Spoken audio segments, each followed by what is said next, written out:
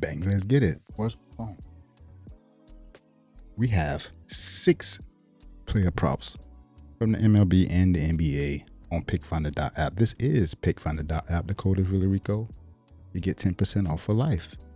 Bang, let's get it. First, we starting off with Tobias Harris. Man, Cleveland and Detroit winning the overtime.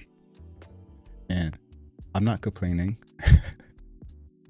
But Evan Mobley winning the cash without overtime. But Donovan Mitchell, 7.5 rebounds and assists. He still didn't go over in overtime. So I can't really. Anyway, last 2 games, Tobias Harris been off. His points and rebounds line is at 25.5. The implied probability is kind of split down the middle, even though there is some books favored to go under or juice to go under, if you will. But on Underdog, we got plus 103 for him to go over 25.5 points and rebounds. And again, this is in 5 games. The first 3 he went over. Last 2, not so much. However, we're taking Tobias Harris to go over. 25.5 points and rebounds. Hey, his PRA is at 26.5.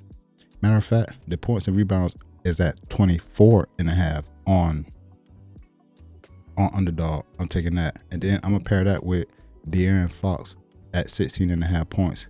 We like the over here. He's covered in 3 straight games versus Minnesota after not covering in the first 2 games of this series. So I'm running with De'Aaron Fox to go over 16.5 points. But look, both of these plays are straight up. It pays out 3.5 vets for the 2-pick entry. Bang, let's get it. You know we gotta run with that.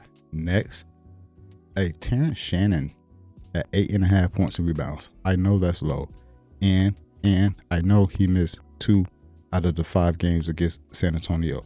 However, let me look at the prop history real quick. When the line is at 8.5 points and rebounds, he's 56% over the last 3 months.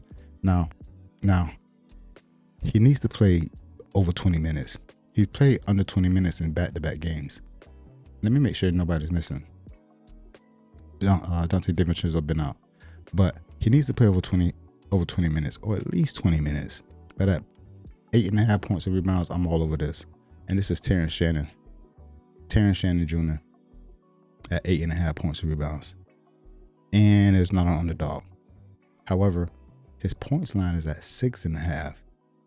The points line is at 6.5. I don't think I like him to go over that. It's almost the same as his points and rebounds. How many games did he miss? But playing only 17 minutes, he ain't gonna get it. Look at his field goals. He was 0 for 5 though. He was 3 for 12 the game prior to that. He can't go over 5. Terrence Shannon over 6.5 points. It's straight up. This is why I like it, because I'm going to pair that with, I really don't want to do this, but Victor Wembanyama points, rebounds, and assist line is at 43.5. Yes, he went off 27-17 in the last game. I get it. You should get rebounds. All right. First off, let me look at the prop history real quick. When the line is at 43.5, he's 11 for 26 over the last 3 months. Okay. Only covered this line twice in this Minnesota series. You think Minnesota gonna lay down? I'm not positive, but they really can't do nothing with Victor Wembanyama. I just noticed he hasn't had back-to-back monster games in this series. So 43.5 points, rebounds, and assists. We under, which is insane because watch you go stupid on us. Anyway, that 2-pick entry is Terrence Shannon Jr. over 6.5 points. Victor Wembanyama to go under 43.5 points, rebounds, and assists. And it's not literally straight up. It's 3.5x, but maybe I put a third one on here. I mean, it's 3.26x, so I didn't get the full play. Let me see if I get a 3-pick. I could get a 3-pick because I have a couple more plays which are in the MLB, and it's Lane Thomas under 1.5 hit runs and RBI. This bat is cold. Is the only reason. This bat is cold, and implied probability is leaning towards the under. So Lane Thomas under 1.5 hit runs and RBI. That still doesn't get it up to 6.5x, but I like these 3, and I'm gonna play these 3. Lane Thomas under 1.5 hit runs and RBI. Terrence Shannon Jr. over 6.5 points, and Victor Wembanyama to go under.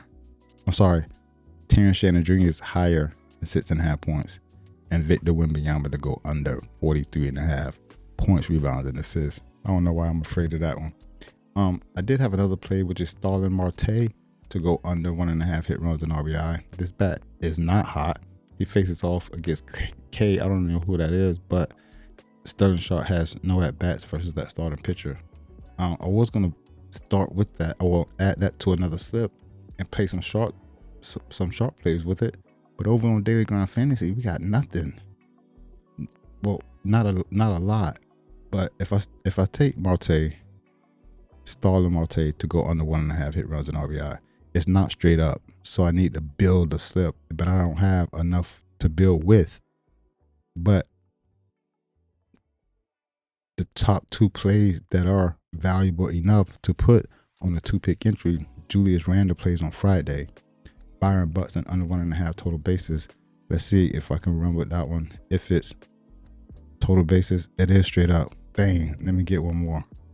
But that's just not, you know what I'm saying? That's just not valuable enough for me to play that. Let's go check out the props. Starling Marte is a dynamic payout. We don't like that. And what about Ben Brown to not give up 4 hits? He hasn't given up 4 hits all year. We taking Ben Brown hits allowed under 3.5. That's hopefully that's straight up. Ben Brown hits allowed lower than 3.5. It's not straight up. However, the dynamic payout is in our favor. We get 1.04x. That makes this 2-pick entry payout to be 3.6x. So I'm all over that. You know what I mean? I'm all over that. It's Byron Buxton under 1.5 total bases and Ben Brown not to give up 4 hits. And I think that'll do it. I'm Really Rico. You already know. Let's get this dough, bruh. Peace. I'm out.